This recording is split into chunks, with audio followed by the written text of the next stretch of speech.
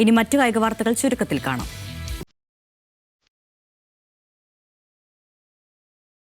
Australian open പുരുഷ singles ഫൈനലിസ്റ്റുകളെ ഇന്നറിയാം. രാവിലെ നടക്കുന്ന ആദ്യ സെമിയിൽ ലോക 1-ാം നമ്പർ താരം കാർലോസ് അൽക്കറാസ് അലക്സാണ്ടർ സ്വരേവിനെ നേരിടും. കരിയർ സ്ലാം ലക്ഷ്യമിട്ടാണ് അൽക്കറാസ് എത്തുന്നത്.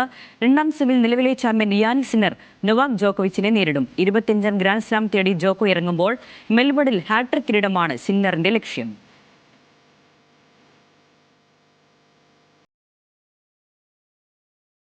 വനിതാ പ്രീമിയർ ലീഗിൽ UP വാരിയേഴ്സ് പുറത്ത്. നിർണായക മത്സരത്തിൽ റോയൽ ചലഞ്ചേഴ്സ് ബംഗളൂരുവിനോട് 8 വിക്കറ്റിന് പരാജയപ്പെട്ടു. ആദ്യം ബാറ്റ് ചെയ്ത UP 20 ഓവറിൽ 143 റൺസ് എടുത്തപ്പോൾ 43 പന്തുകൾ ശേഷിക്കെ RCB ലക്ഷ്യം കണ്ടു. RCBക്കായി 2 വിക്കറ്റും അർദ്ധ സെഞ്ചുറിയും നേടിയ ഗ്രെസ് ഹാരിസാണ് കളിയിലെ താരം.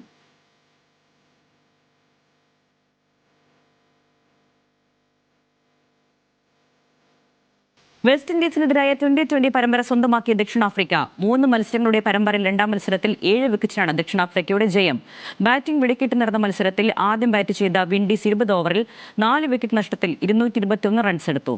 മറുപടി ബാറ്റിംഗിൽ ഡി കോക്കിന്റെ മിന്നു സെഞ്ചുറി കരുത്തിൽ 15 പന്ത് ബാക്കി നിൽക്കെ ലക്ഷ്യം കണ്ടു. ലോകകപ്പിന് മുന്നോടിയായി നടന്ന 2 പരമ്പരയും ഇതോടെ വിൻഡീസ് കൈവിട്ടു.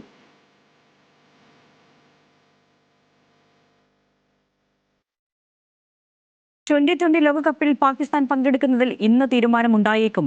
സർക്കാർ ഇന്നല്ലെങ്കിൽ തിങ്കളാഴ്ച തീരുമാനം അറിയിക്കുമെന്ന് പാകിസ്ഥാൻ ക്രിക്കറ്റ് ബോർഡ് അധ്യക്ഷൻ മൊഹസിൻ നഖ്വി അറിയിച്ചിരുന്നു. ലോകകപ്പിൽ നിന്ന് പാകിസ്ഥാൻ പിന്മാറിയാൽ ICCയുടെ കടുത്ത നടപടികളായിരിക്കും PCBക്ക് നേരിടേണ്ടി വരിക. അതേസമയം ടൂർണമെന്റിൽ പങ്കെടുത്താൽ തന്നെ ഇന്ത്യക്കെതിരായ മത്സരത്തിൽ നിന്ന് പാകിസ്ഥാൻ പിന്മാറാനാണ് സാധ്യത.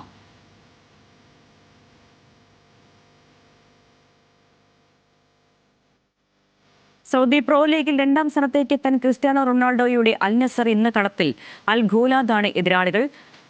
ബുറൈദയിൽ രാത്രി 11-നാണ് മത്സരം. ലീഗിൽ 40 പോയിന്റുമായി 3-ാം സ്ഥാനത്താണ് അൽ നസർ.